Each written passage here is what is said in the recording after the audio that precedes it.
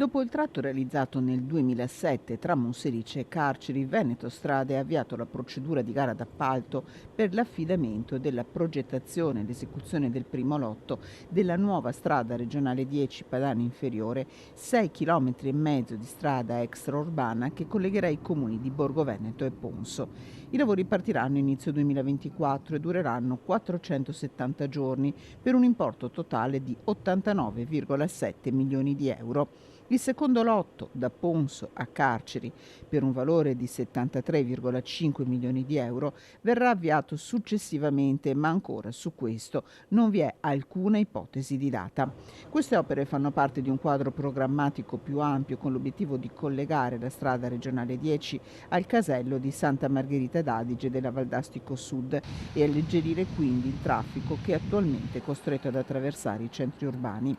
Un'arteria attesa da mezzo secolo in quest'area della provincia che non sarà quindi per ora del tutto completata, dato che il tracciato originale del progetto prevedeva un collegamento tra Monselice e Legnago nel Veronese.